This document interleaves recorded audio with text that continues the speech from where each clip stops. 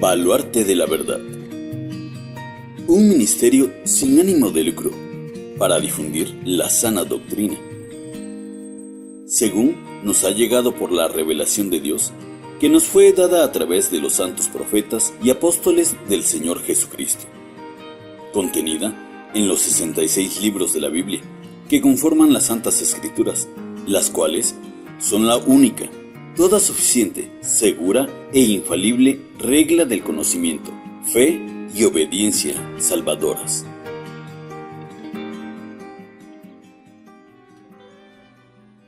Buenas a todos, sean bienvenidos a este encuentro que por tanto tiempo hemos planificado para definitivamente abordar el estudio sobre el conflicto árabe-israelí. Este conflicto ha tenido mucha visibilidad en los últimos tiempos, dado los ataques coordinados entre Estados Unidos e Israel a Irán, los ataques israelíes a Siria, los ataques en Palestina, en la Franja de Gaza específicamente, los ataques en Cisjordania y los conflictos con todas las zonas como el Líbano y otros lugares. Ahora, como cristianos, ¿qué detalles tuviéramos que tener a consideración para abordarlo de una manera bíblica, justa, sin irnos al fanatismo sionista, ni tampoco caer en el antisemitismo? Bueno, es un tema muy difícil, por eso pedí a mi hermano y colaborador de Baluarte de la Verdad, quien está desde hace mucho tiempo sirviendo en este ministerio junto a mí y a los demás hermanos, Raúl Díaz. Él nos va a estar acompañando aquí para aclarar este conflicto que está bastante actual. Qué bendición, hermano, ya que muchos tienen a este pueblo como reloj profético. Así es, sobre todo porque muchos basan su escatología viendo a Israel, como tú dices, como el reloj profético, lo cual hace de este tema de central importancia. Desde que los medios manipulan todo lo que consumimos y las campañas mediáticas son el centro del mundo online, Internet más que un espacio de ocio se ha vuelto un campo de batalla. Entre las tantas polémicas hay una que de tan recurrente ya aburre. Me refiero al milenar conflicto árabe-israelí, que es lo que te decía que íbamos a tocar hoy. Por eso pretendemos en este pequeño espacio aclarar algunos puntos que son oscurecidos por el velo desinformativo, que lamentablemente ha cegado a la iglesia gentil. En estas campañas desinformativas, el moderno Estado israelí emerge como el villano en una trama sin fin, invirtiéndose la historia, siendo los hebreos un Goliat que pretende destruir al inocente, pequeño y sufrido remanente del pueblo filisteo, es decir, los palestinos, quienes ahora asumen el rol de David en esta historia. Pero, ¿qué tan cierta es esta versión de los hechos? Del otro lado están quienes defienden a Israel con un fervor fanático, gentes que son capaces de legitimar, es decir, de ver como algo correcto el actuar del pueblo judío en escenas donde niños palestinos, descalzos, hambrientos y armados con solo piedras, defienden sus hogares entre las ruinas de Gaza frente a los implacables tanques del ejército israelí última tecnología. Que estos sí les responden a estos civiles con fuego real. Pero aquí viene la pregunta que vamos a abordar hoy, mi hermano. Como cristianos, ¿debemos adoptar el sionismo o asumir como deber cívico empatizar con el más débil? Es decir, apoyar al pueblo palestino, que en este caso es el más débil. Pero recuerda, hermano, que en un tiempo Israel era el más débil. Así mismo. Sería bueno definir quiénes son los actores. De un lado tenemos al pueblo israelí, descendientes de Jacob, hijo de Isaac, nieto de Abraham, y del otro a una coalición de países y etnias árabes. Dicho sea de paso, muchos descendientes de Abraham son de hecho árabes, por sus hijos Ismael y Madián. Abraham, punto de unión entre árabes, hebreos, procedía de Ur de los Caldeos, civilización mesopotámica, actual Irak. En última instancia, es una disputa entre hermanos en la que se nos pide tomar parte. Exactamente, sobre todo es interesante porque esta disputa tiene origen en un conflicto narrado en la misma Biblia. Hermano, ¿pudieras abundar en el origen bíblico de esta disputa? Sí, claro, en Génesis 11 podemos ver que Abraham, un patriarca semita, descendiente de Sem, hijo de Noé, es comisionado por Elohim para apartarse, como bien dijiste, de la región de Caldea, su tierra natal, de su cultura, su religión, para que naciera de él la etnia hebrea, cuyo nombre significa al otro lado o cruzar. Esto refiriéndose, claro, al cruce que hizo Abraham del río Éufrates para tomar la tierra que Dios le iba a dar, que estaba en la región de Canaán. Hermano, estos cananeos son los descendientes del hijo maldito de Noé. Exactamente, sí, eran Sem, Can y Jafet. Sem, de donde tomamos a este personaje Abraham; Can, de donde sale el imperio hitita, quienes tenían en este momento el control de la tierra de Canaán, y Dios va a cumplir esta maldición a la que te refieres, cumpliéndose la profecía de Noé, quitándole a los descendientes de Can la tierra y dándosela a un descendiente de Sem. De este peregrino, Abraham, nació parte de la etnia arábiga. Eso lo podemos ver en Génesis 16. Fusionándose a lo largo de la narrativa bíblica los descendientes de Lot, Ismael, Madián, Esaú, con egipcios, hititas, filisteos, tribus cananeas, caldeos. Este fue el caldo de cultivo del mundo árabe, lo que conoceríamos después como mundo árabe, enemigos profesos de la nación hebrea. Claro, el conflicto tiene un desarrollo histórico después de la monarquía de Israel. Así es, hermano. Para el 722 a.C., el reino del norte, Israel, con la capital en Samaria, había sido conquistado por los asirios de Sargón II. Carquemish, 605 a.C., fue la batalla decisiva que desapareció al imperio asirio de la historia, pues el apoyo de Egipto llegó tarde. Josías, rey de Judá, se lo puso en la batalla de Megiddo a Faraón Necao II, y Nabucodonosor II de Babilonia terminó como la nueva superpotencia regional. Judá fue cautivo 70 años en Babilonia en tiempos de Ezequiel, Jeremías y Daniel. En el 539 a.C., Ciro II el Grande conquista Babilonia e Israel vuelve a su tierra. Después de varios vasallajes al imperio macedonio, en el 332 a.C. Este es el de Alejandro Magno, ¿eh? Efectivamente, hermano. Posteriormente, con los Ptolemaicos, 301 a.C., los Seleucidas, mi hermano, incluso gozaron de una libertad efímera de mano de los macabeos. En el 63 a.C., el general romano Pompeyo conquista Jerusalén. Partidos libertarios como los celotes en el año 6 después de Cristo y la Gran Revuelta en el año 66 al 73 después de Cristo tensionaron la situación con Roma, y finalmente el emperador Adriano libra una guerra definitiva contra los judíos del 132 al 136 después de Cristo, que termina con la gran diáspora judía y el cambio de nombre de Judea al peyorativo Palestina. Así es, después de esta diáspora, la región pasaría de mano en mano, primeramente a los bizantinos en el 324. Pero hubo un factor clave en el siglo VI, hermano mío. Sí, claro, pudiéramos mencionar exactamente que con Mahoma en el siglo VI nacería una nueva religión, el Islam, factor clave que uniría a todas las etnias árabes, fomentando el odio contra judíos y cristianos por igual, avivando entonces el conflicto de antaño. Hermano, yo recuerdo que en tiempos de Nehemías ya había conflicto árabe-israelí. Sí, exactamente, cuando estaba reconstruyendo el segundo templo, la misma escritura nos dice que los trabajadores hacían la obra con una mano en la construcción y con la espada en el muslo. Muy interesante este detalle. Ahora, es verdad que este conflicto se había estancado de alguna manera, habían ciertas escaramuzas, pero es el Islam quien une nuevamente a los árabes y reaviva este odio de los árabes hacia el pueblo de Israel. En el año 628 comenzaría el expansionismo del islamismo, siendo alcanzado el territorio de Palestina por el califato árabe en el 638. Luego el reino cruzado lo reconquistaría para el 1099. Aquí es donde entra el famoso Saladino, que haría lo mismo en 1187, ganando Tierra Santa para los árabes. Luego sería el sultanato mameluco egipcio en 1260.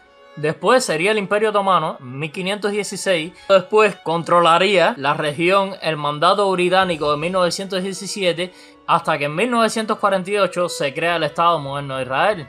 Cabe mencionar, hermano, que en el paso de los siglos se produjeron varias aliyá.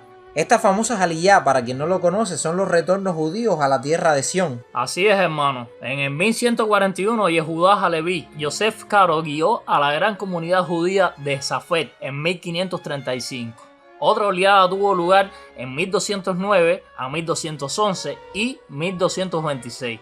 Otras oleadas inmigraron desde 1808 y 1809, ya que en 1878 se fundó el primer asentamiento agrícola moderno en territorio de la mal llamada Palestina, lo cual crea un precedente, que a pesar de la diáspora, siempre hubo remanente en tierra de Sión. Ahora que menciona Sión, sería bueno que indagaran lo que es el sionismo, ¿verdad? Sería muy bueno, mi hermano. El término actual más recurrente para calificar peyorativamente a la política de Estado de Israel es Estado sionista, lo llaman así. Pero, ¿qué es el sionismo? Pudiéramos describirlo como una respuesta a la oleada antisemita, que significa odio hacia los judíos, que a menudo sacudía a Europa. Fue una corriente nacionalista, el sionismo, nacida en la diáspora, que tomaría forma en Europa central y oriental a finales del siglo XIX. Tras la publicación en 1896 del libro El Estado Judío del periodista Theodor Herzl. Su pensamiento da origen a la ideología sionista, la cual se opone al asimilacionismo que sufrían muchas comunidades judías. El sionismo se autodefine como un movimiento de liberación nacional, cuyo objetivo es la libre autodeterminación del pueblo judío. Resumidamente, plantea que los judíos somos un grupo nacional, más que religioso, y como tal tenemos derecho a crear nuestro propio estado en nuestro territorio histórico, esto es Sión. Muchos reclaman las tierras descritas en el Tanaj, es decir, en el Antiguo Testamento, territorio conquistado por los reyes David y Salomón, periodo dorado del esplendor territorial de la nación judía. De ahí que ciertos partidos sionistas promuevan el expansionismo territorial israelí, dado que el territorio actual ocupado por la nación no comprende todo a lo que tendrían derechos según el sionismo más radical. Cabe mencionar la aclaración de que todos los israelíes no son sionistas, ni todos los sionistas son israelíes, y que la misma interpretación de esta ideología, es decir, del sionismo, puede variar dependiendo de quién la defina. Hermano, ahora sería bueno que profundizáramos un poco, ¿qué crees?, del surgimiento del Estado de Israel, del moderno Estado de Israel después de la Segunda Guerra Mundial. Después de que Adolf Hitler orquestara el terrible holocausto, donde brutalmente el partido nazi aniquiló a 6 millones de judíos, la ONU y Winston Churchill gestionaron la división del territorio de la convulsa Palestina entre árabes, a los que se le asignó el 43.7%, y judíos, que recibieron el 53.6% del terreno. Esto lo hacen porque ya a los británicos se les hacía muy difícil mantener el control en la región, dadas las hostilidades y guerras locales entre grupos paramilitares árabes e israelíes. Finalmente, el 14 de mayo de 1948, David Ben Gurión proclama el moderno Estado de Israel en su territorio histórico, Judea. Hermano, ya en este tiempo existían muchas escaramuzas entre israelíes y judíos. Exactamente, hasta que en el 1948, con David Ben Gurión proclamando la independencia del moderno Estado de Israel, los ejércitos árabes toman conciencia de que tienen que destruir al naciente Estado. Al día siguiente de la declaración de independencia del Estado de Israel en el territorio asignado por la ONU, 5 ejércitos árabes, Líbano, Siria, Transjordania, Irak y Egipto, invadieron Israel. La ONU, sabiendo de antemano las intenciones árabes, permaneció indiferente. Con una descomunal superioridad numérica, armamentística, económica, experiencia militar y conocimiento del terreno, los 5 ejércitos árabes irrumpieron. Pero milagrosamente Israel venció a la coalición árabe. En una guerra de 15 meses se anexó Israel un 26% adicional del antiguo mandato británico, mientras que Transjordania y Egipto ocuparon la parte restante destinada por la ONU al Estado árabe palestino. Hermano, hagamos un paréntesis. ¿Sería justo que Israel se adjudicara estas tierras? A ver, esto es un tema muy controversial, si fue justo o no. Pero lo interesante es que quien ataca al territorio, quien se siente inconforme con lo que recibió es el mundo árabe, invade el territorio de Israel. Las guerras siempre son una solución cuestionable como cristianos. Ahora, desde el punto de vista de la justicia, siempre en las guerras, quien invade a otro se arriesga a perder territorio como a conquistar. En toda batalla tú vas con tus dos habitas, con la de ganar y la de perder. Si ganas, te adjudicas territorio. Si pierdes, bueno, pierdes territorio. Estas son dos realidades que son constantes. El mundo árabe deseaba quitarles tierra a Israel, pero al mismo tiempo se estaba exponiendo a perder la guerra, posición que ellos lógicamente no consideraron con una abrumadora diferencia. No calcularon que pudieran perder, pero si tú vas a una guerra te expones a perder territorio. Y fue lo que pasó. Y sí, es justo que si tú me agrediste injustificadamente y yo te vencí, tome como botín de guerra, como recompensa, este territorio. Y lo interesante es que los árabes no se quedaron de brazos cruzados. No, para nada, ellos no se quedaron de brazos cruzados. Y comienza la guerra de Suez. En la década de los 50 ya empezaron escaladas de ambos actores, tanto ataques israelíes en fronteras como actos terroristas de los fedayines palestinos. El presidente egipcio en 1956 nacionaliza el canal de Suez y ocupa el estrecho de Tirán para ahogar económicamente a Israel, dado que es la única ruta de acceso al mayor puerto israelí. Hermano, esto abiertamente es una provocación que este hombre está haciendo. Efectivamente, la respuesta fue una alianza estratégica entre Israel, Francia y Reino Unido contra Egipto, dado que estas naciones le afectaba la nacionalización de Suez. El 26 de octubre de 1956, Israel reconquista Tirán y la península de Sinaí. Posteriormente devuelve la mayoría del territorio conquistado a Egipto. Ahora permíteme hacer yo el paréntesis y hacerte la pregunta a ti. ¿Tú crees justo que después de que Israel ganara la guerra que no provocó, de hecho este hombre cerró el estrecho de Tirán para ahogar económicamente a Israel, después de que Israel se defiende a esta provocación y conquista territorio legítimamente, entonces tú crees justo que Israel tenga que devolver lo que conquistó? Realmente no lo creo, hermano. Israel fue el agredido y tiene derecho a un premio de consolación. Bueno, yo hasta ahora lo que veo es una constante. Aunque existen escaramuzas de ambos lados, lo de la nacionalización del canal de Suez fue una provocación internacional. Incluso factores como Francia y Reino Unido tuvieron que intervenir. Pero los árabes continuaron echándole leña al fuego. Sí, exactamente. Lo que vemos que ellos lo que cogían eran pequeños descansos para reagrupar fuerzas y volver a la carga contra Israel. Es una constante la que podemos apreciar aquí. Ya para 1967, 10 años después, Egipto pide a la ONU que retire los cascos azules, es decir, las fuerzas militares que garantizaban paz entre ambos países. Sí, porque la guerra de Suez terminó con un acuerdo en el que, como bien decía, Israel devolvería a Egipto el territorio conquistado, la zona de la península del Sinaí, pero Israel puso como condición para que viéramos las buenas intenciones. Ellos buscaban la paz, pidieron a la ONU que crearan una franja militar donde tropas de la ONU custodiaran que no hubiese agresión de Israel hacia Egipto ni de Egipto hacia Israel en la misma península. Bueno, ya ha pasado una década, en 1967, Egipto se sintió nuevamente fuerte para volver a la carga. Y la primera medida es pedirle a la ONU que quite sus tropas, los cascos azules, para pasar ellos a contender contra Israel. Bueno, pero aquí vemos un fallo de la ONU. Exactamente. Porque si quitan las tropas, evidentemente van a atacar. Exactamente. La ONU, sabiendo eso, e Israel buscó salidas diplomáticas. La ONU, retirando las tropas, Israel advierte a la comunidad internacional de las intenciones muy evidentes de los árabes, pero la comunidad internacional prefirió guardar silencio. Prontamente 80.000 soldados egipcios se movilizaron al Sinaí y Egipto volvió a cerrar el estrecho de Tirán como acostumbraba hacer ya para ahogar a Israel. Confabulados los egipcios en una nueva coalición con Siria e Irak planeaban ya una invasión. Israel, después de intentos diplomáticos para solucionar el problema, sin más opción y ante la indiferencia de la ONU, lanza un ataque preventivo sobre el Sinaí, iniciando así la famosa guerra de los 6 días. En estos 6 días, Israel conquistó Gaza, Cisjordania, Jerusalén Este, la península de Sinaí y los altos del Golán. En 1979, nuevamente Israel devuelve el Sinaí a Egipto.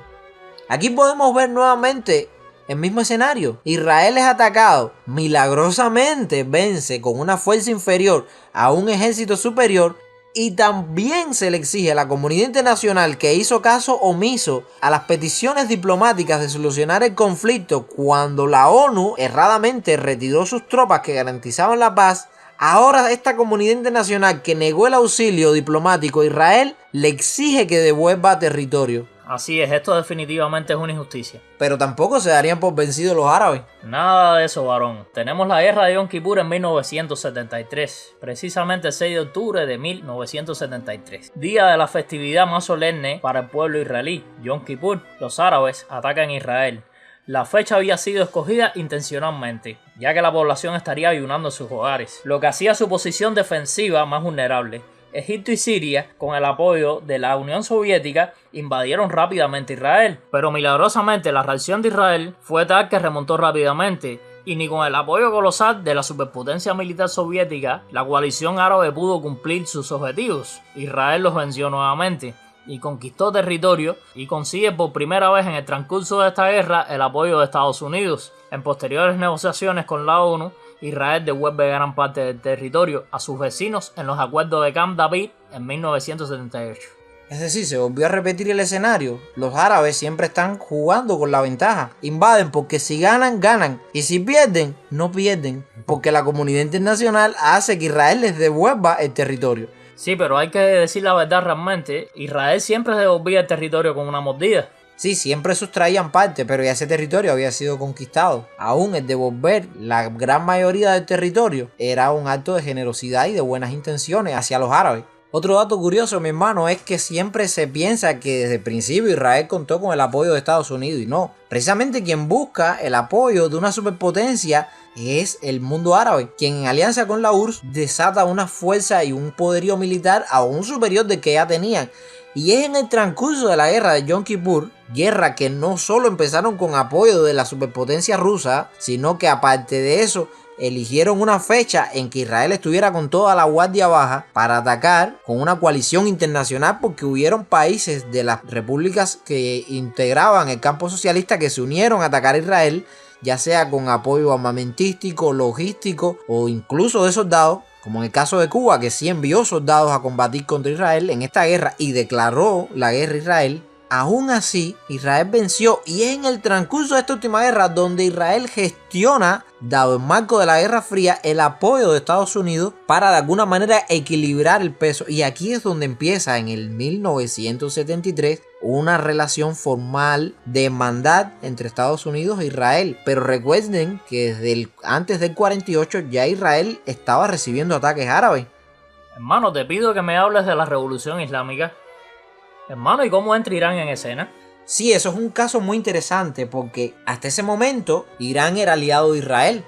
Los iraníes son los descendientes del imperio persa. Hasta 1979 imperaba en Irán el poderío del Shah de Persia, que también era un dictador, era un tirano. Era demasiado abusivo con la población civil iraní. Sin embargo, era aliado de Occidente y de Israel. En este año 1979 hay una revolución en el mundo árabe.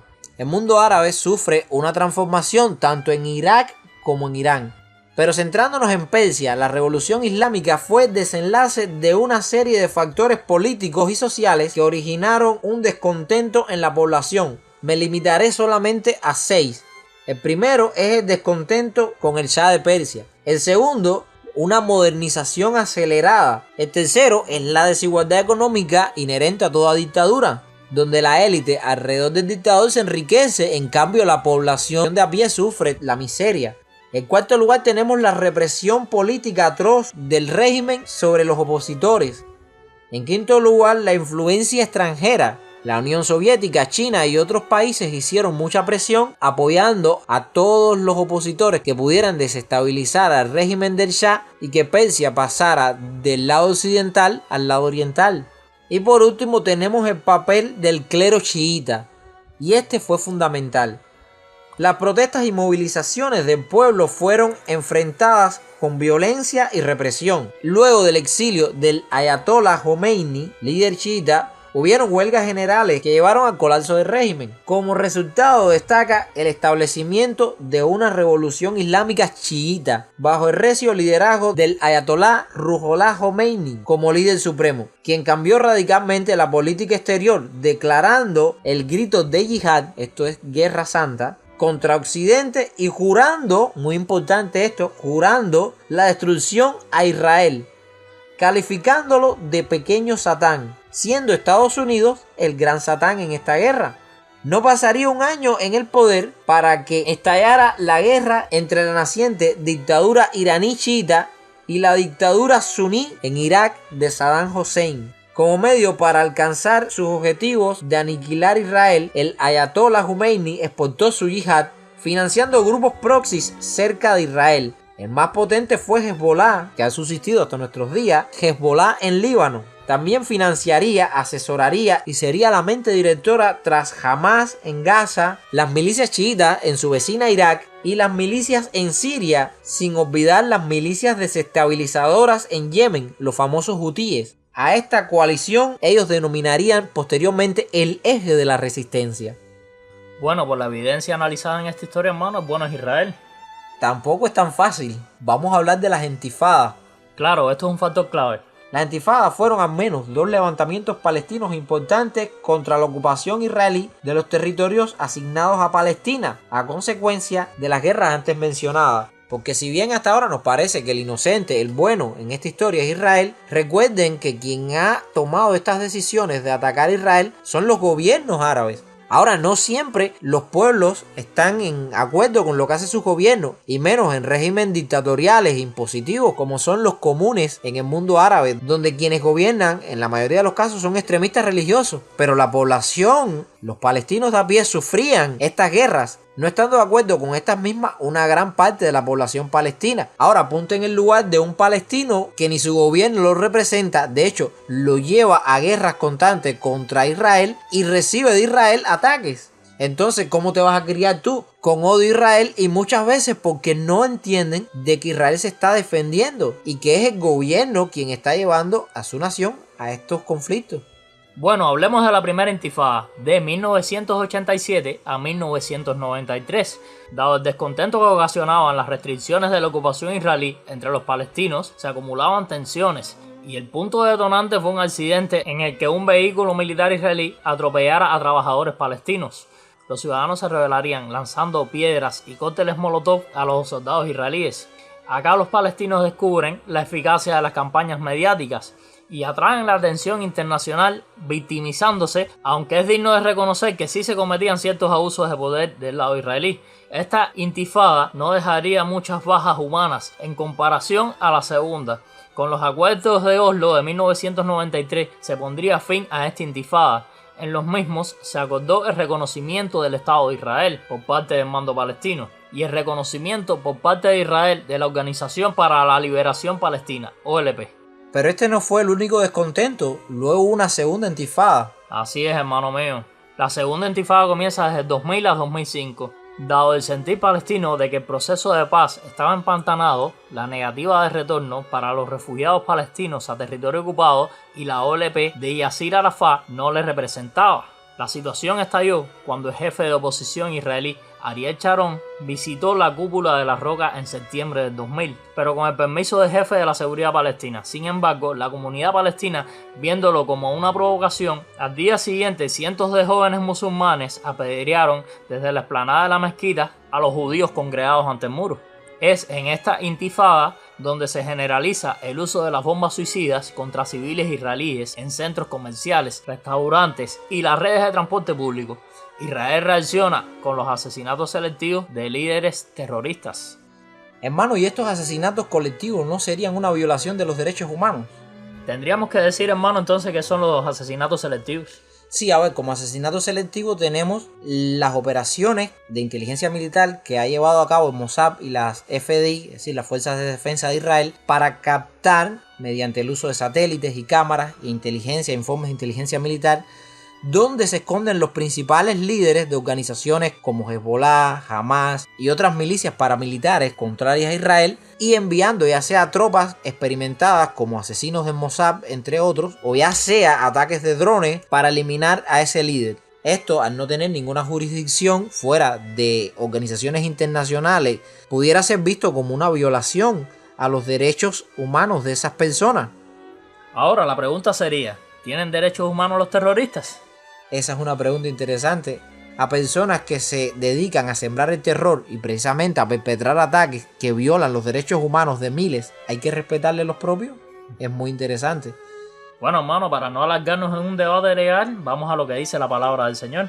Bueno, la Biblia, donde es un modelo social, donde está Dios dando instrucciones a una nación, no a un pueblo espiritual como sería la iglesia, sino a una nación, es en el Antiguo Testamento, en el Pentateuco. Y no me parece, analizando la ley mosaica, que sean condenables estos ataques. Al contrario, la Biblia habla muchas veces de cortar el mal de medio del pueblo. Los principios dados a la iglesia no son para aplicarlos a una nación, dado que en el Nuevo Testamento no vamos a encontrar admisiones para guerras, pero sabemos que hay veces que no queda otra opción que entrar en guerra. Si una nación te ataca, tú tienes que responder armadamente. Así que, bíblicamente, para las leyes que recibió Israel como nación desde el Antiguo Testamento, para mí es completamente legítimo los ataques selectivos. Bueno, ya volviendo al tema, para 2006 la situación es ambivalente. Cumplida la retirada unilateral israelí de la Franja de Gaza, no satisfizo a los árabes. Lejos de calmar la situación, fue aprovechado por los árabes como punto estratégico para los ataques terroristas con cohetes contra las poblaciones fronterizas israelíes. En julio de 2006, Hezbollah ataca el norte de Israel, tomando soldados fronterizos como rehenes, estallando la guerra con miles de fallecidos civiles. Ya entre 2008 y 2009, pese al alto al fuego, Gaza no cesó de lanzar cohetes contra población civil israelí. En 2012 también Gaza inició una escalada atacando con cohetes. En 2014, Hamas asesinaría a 3 adolescentes israelíes. En represalia, Israel vuelve a intervenir Gaza. Hamás usaría hospitales y escuelas como centros de mando para que los ataques israelíes sean vistos por la opinión internacional como masacres a población civil gazatí.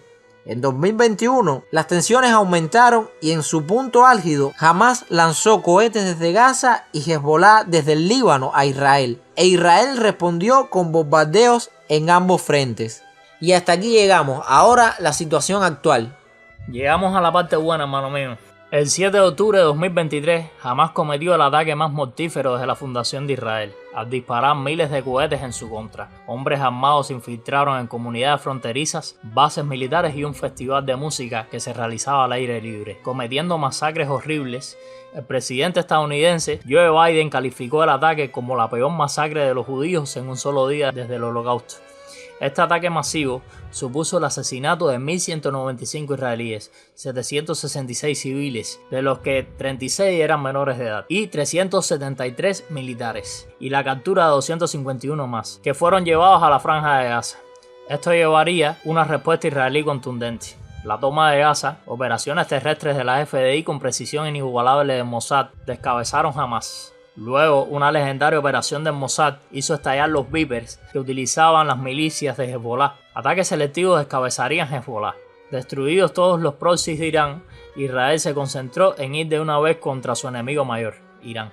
Irán, ahora bajo el liderazgo del Ayatollah Khomeini, teniendo una teocracia como modelo gubernamental y el músculo económico suficiente para permitirse sus delirios bélicos, en su cruzada ha declarado la guerra a Occidente y con el objetivo de destruir militarmente a Israel usó el programa nuclear civil creado por el Shah de Persia para enriquecer uranio al 90%, que es el grado necesario para fabricar armamento nuclear, siendo inmensamente peligroso que un régimen totalitario, enajenado del fanatismo religioso y lleno de odio irracional, acceda a armas de destrucción masiva. Hasta los países árabes suníes se sintieron amenazados por Teherán. A lo largo de esta historia, Israel ha saboteado el programa nuclear iraní con virus informáticos o eliminando directamente a científicos clave. Hermano, ¿y cómo podemos saber que Irán está enriqueciendo el uranio con fines militares? Sí, se le puede dar un uso civil al uranio para centrales nucleares y otro tipo de tratamientos médicos. Sin embargo, el uranio para uso civil nunca excede el 4% de enriquecimiento. De ahí en adelante ya solamente sirve para uso militar. Entonces, si tenemos un país con uranio enriquecido a un 3%, sabemos que puede ser bien para fines científicos o energéticos. Pero si ya vemos que el país compra miles de centrifugadoras para enriquecer el uranio a niveles superiores al 4% y que se han encontrado muestras de uranio enriquecido al 80%, sabemos que están buscando el punto necesario, que es el 90% de enriquecimiento, para fabricar entonces armamento nuclear, porque es el único uso que se le puede dar a un uranio enriquecido a ese valor. De hecho, informes de inteligencia militar recientes encenderían las alarmas y sería la OIEA quien diere a descubrir que Irán tenía uranio enriquecido al 80%. Entonces estaría muy cerca de construir una bomba nuclear. Exactamente, ya tenían casi entre las manos la primera ojiva nuclear.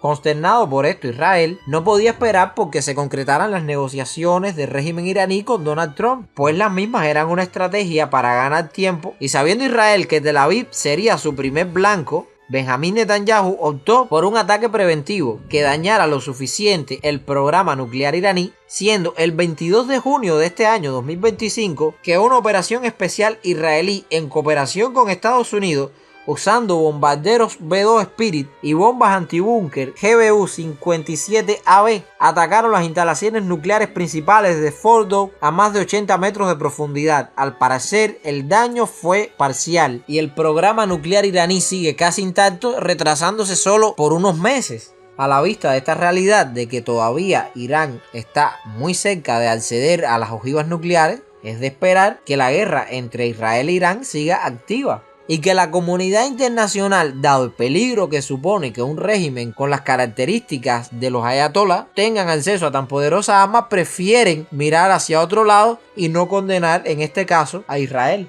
Bueno, hermano, hasta aquí tenemos suficientes datos para comprender la situación en la que nos encontramos. En medio de todo esto también se encuentra la iglesia. Sí, es cierto, el objetivo del estudio no es solamente informar a las personas de cómo han acontecido las cosas, sino de orientar a la iglesia a cuál es la dirección que debemos tomar en medio de esta realidad. Así que ahora vamos a abordar la situación desde la perspectiva cristiana.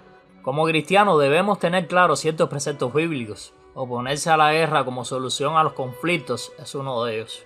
Aunque en algunas ocasiones no queda otra opción.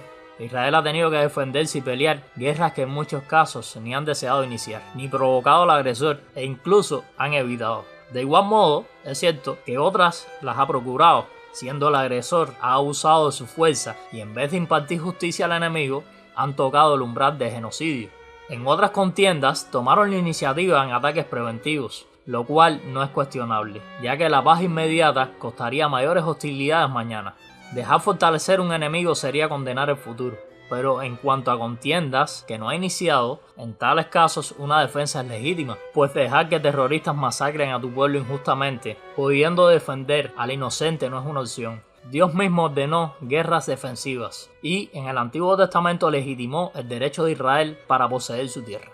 Como creyentes en Cristo no debemos hacer acepción de personas atendiendo a razones raciales, étnicas o de otra índole, excepto la hermandad en Cristo, que sí tenemos mandamientos de priorizar. Por tanto, no es correcto como iglesia defender ciegamente a Israel cuando abusa de sus fuerzas contra población civil enemiga. Que amemos a la nación del Antiguo Testamento no implica que debamos ser cómplices de crímenes de guerra o copartícipes de pecado ajeno. Lo injusto es malo aunque lo hagan cristianos, judíos, occidentales, y lo justo es digno de alabanza aunque lo hagan los enemigos de la fe. Debemos ser justos ante todo. El Señor decía: buscad primeramente el reino de Dios y su justicia. Y en medio de este conflicto aplicar la otra enseñanza de Cristo que decía: no juzguéis según las apariencias, sino juzgad con justo juicio.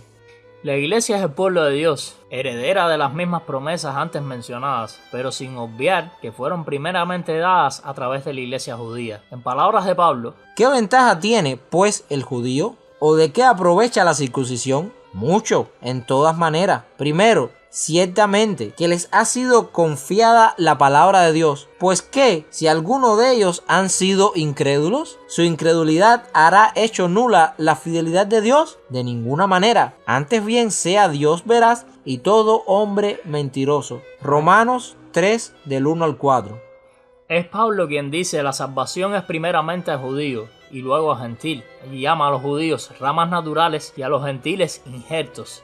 Es decir, los cristianos judíos no tienen una preferencia ante Dios por descender de Abraham, pero sí poseen promesas particulares por su trato especial como nación escogida para escribir la Biblia y se encarnar en Mesías, y en el ámbito escatológico tienen profecías muy particulares que cumplir. Como cristianos, aunque sintamos que hay algo que nos une a Israel, que es la palabra de Dios, el Antiguo Testamento, debemos tener presente que estamos examinando, valorando un tema de justicia, el cual debemos ser imparciales, sabiendo que Israel ha cometido muchos errores. A ver, hermano mío, ante la justicia de Dios no tenemos excusa. Exactamente, puede ser judío, puede ser árabe, puede ser ruso, americano, lo que sea. No tiene Dios ciudadanos preferidos, ni una nación especial. La verdadera nación del pacto es la iglesia, aunque Israel fue la nación escogida para dar a luz ese pacto. Y aunque hay un trato especial, como decíamos anteriormente, eso no convierte a los israelíes en ciudadanos VIP del mundo. Dios no va a torcer los derechos de justicia del pueblo palestino porque quien le infringe el daño sea la mano santa de Israel. Al contrario, Dios siempre exigió a Israel ser un ejemplo entre las naciones de justicia y equidad social.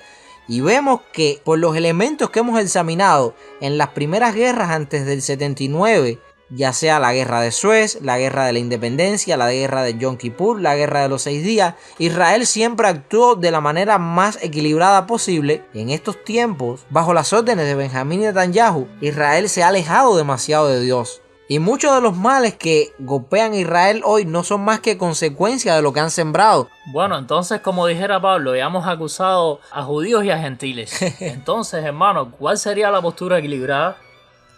Bueno, es un poco complejo llevar una postura equilibrada, porque lo que es equilibrado para unos, para otros no. Sabes que hay muchas iglesias que son pro Israel y hay otro movimiento teológico que es completamente antisemita. Entonces, como cristianos tenemos este conflicto dentro de nuestras puertas ya. Lo primero es dejar claro el derecho de Israel a poseer su tierra histórica, por ser su heredad, entregada por Dios para siempre.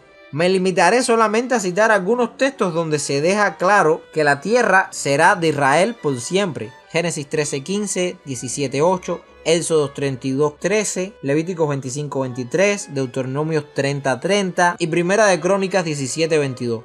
Como cristianos debemos abogar porque Israel haga valer su derecho divino a poseer su territorio, la tierra de Sión, alusión al reino de David. Debemos orar porque esta reconquista sea lo más pacífica posible.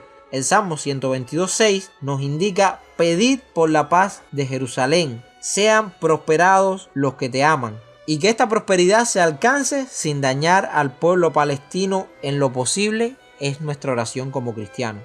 La iglesia no debe dejarse instrumentar por los medios seculares, que como la profecía bíblica dice, siempre serán aborrecedores de Israel. La iglesia debe bendecir a Israel así como Isaac lo hizo. Sirva ante pueblos y naciones se inclinen ante ti. Sé Señor de tus hermanos y se inclinen ante ti los hijos de tu madre. Malditos los que te maldijeren y benditos los que te bendijeren. Génesis 27:29. Aún el descarriado Balán supo bendecir a Israel cuando sus vecinos le pagaban para maldecir. Él dijo: Dios lo sacó de Egipto, tiene fuerzas como de búfalo, devorará a las naciones enemigas, desmenuzará sus huesos y los traspasará con saetas. Se encorvará para echarse como león y como leona. ¿Quién lo despertará? Benditos los que te bendijeren y malditos los que te maldijeren. Números 24 del 8 al 9. Pero esta palabra no priva al cristiano de cuestionar, criticar y aún condenar a los judíos que hacen lo malo ante Dios. Si alguien piensa que Dios no juzgará al pueblo que ha hecho de Tel Aviv la capital gay de Medio Oriente y ha hecho desfiles sodomitas en Jerusalén por el mero hecho de ser parientes de Abraham, es porque tal persona no conoce al Dios bíblico, que no tendrá jamás al culpable por inocente, ni hace acepción de personas, en dependencia a linajes. Muchos erradamente creen que cualquier señalamiento a Israel acarrea maldición, y todo cuanto hagan los judíos o el Estado israelí deben ser alabados. Pues si creyéramos que estos versículos impiden toda clase de crítica al pueblo hebreo, tendríamos que declarar malditos a la mayoría de los profetas tardíos del Antiguo Testamento. Jeremías, Amós, Isaías y Ezequiel basaron su profecía en criticar, condenar y reprender a la nación de Israel. Amós inicia su oráculo profético maldiciendo en nombre del Señor a las naciones paganas, hasta que en el capítulo 2, versículo 4, incluye a Judá e Israel en su lista. Porque Dios es justo. Aún Jesús maldijo la higuera y se lamentó sobre Jerusalén, dejando claro que un hombre justo, por mucho que ama a la nación del pacto, amará más la verdad y la justicia de Dios. Jerusalén, Jerusalén, que apedreas a los profetas y matas a los que te son enviados. Así se lamentaba el Señor Jesús.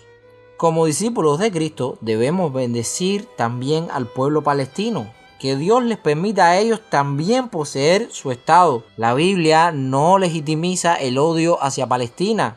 Ellos también tienen derecho como nación a un territorio autónomo entre sus hermanos árabes, una tierra sin litigios con Sión, para que haya paz entre ambos hijos de Abraham. Deseamos que Dios libere al pueblo palestino del yugo esclavista de Hamás y las ideologías radicales terroristas, pues sabemos que se puede creer en el Islam y ser respetuoso con los vecinos. Tal es el caso de los países árabes más ricos, los suníes, que han dejado el discurso yihadista de la ideología extrema del islamismo para priorizar su economía, la diplomacia y el progreso de los suyos. Bueno, hermano, vamos a resumirlo, todo lo que hemos dicho hasta ahora. Sí, pudiéramos empezar diciendo que el conflicto árabe-israelí nace desde tiempos bíblicos. Se centra en un litigio territorial para poseer una tierra que Dios quitó a los cananeos y regaló a los descendientes de los hebreos. Esta fue arrebatada primeramente por los asirios, como tú bien dijiste, en el 722 a.C. y posteriormente por el neoimperio babilónico de Nabucodonosor II, quien destruye el templo en el 586 a.C. Luego del permiso de retorno bajo el edicto de Ciro, y transcurrido mucho tiempo de vasallaje, como bien profetizó Daniel al interpretar el sueño de Nabucodonosor y posteriormente en su profecía de las 70 semanas, llegamos al poderío romano, y fue el emperador Adriano quien, decidiendo castigar a la rebelde Judea, dio su tierra a los árabes, renombrándola en favor de los palestinos. El surgimiento del Islam en el siglo VI acrecentó el odio religioso entre ambas facciones, árabe e israelí. sería el sionismo, miles de años después, quienes darían fuerza a los judíos para regresar a su heredad. Estos poco a poco han ido reconquistando a través de guerras y métodos que, aunque pudieran ser cuestionables en muchos casos, sí hay un derecho legítimo a poseer lo que es dado por Dios a Israel. Bueno, echemos un vistazo a la mirada histórica. Debemos tener una opinión geopolítica como cristianos. Es comprensible que Israel asuma una política de mano dura contra sus vecinos árabes, ya que han jurado destruirles y no pierden oportunidad de intentarlo. Como cristianos apoyamos el derecho bíblico israelí de poseer nación. Al mismo tiempo, creemos en el derecho palestino a fundar su estado autónomo entre sus hermanos árabes. Condenamos los abusos y extremismos cometidos por ambas partes. Y aunque creemos que los árabes han sido los promotores mayoritarios del terrorismo como una solución de Medio Oriente, sin generalizar, pero jamás Hezbollah, ISIS, Al-Qaeda, hutíes, entre otros, son grupos del terror que desean destruir Israel e imponer el islamismo radical. Países como Irán son un peligro y hay que impedir que desarrollen armamento nuclear, dado que por su ideología fundamentalista religiosa representan un peligro para islámicos suníes, judíos, cristianos y occidente en general. Como exhortación final diría que no debemos unirnos al antisemitismo que propone el régimen izquierdista cubano y la inmensa mayoría de medios informativos. Tampoco debemos justificar ciegamente los actos injustos y abusivos del Estado israelí. Sí, orar por la paz de Jerusalén y la solución en Gaza y en todo Medio Oriente es nuestro deber. Condenar al régimen de los ayatolá y la yihad que nos amenaza a todos también es nuestra responsabilidad. Pedimos al Señor una salida pacífica al conflicto, donde la justicia prevalezca sobre las cadenas del fanatismo religioso y la intolerancia de facciones que ya están saturadas de odio, muerte y una grave ausencia de Cristo Jesús en sus naciones y corazones. Sin más, Dios les bendiga.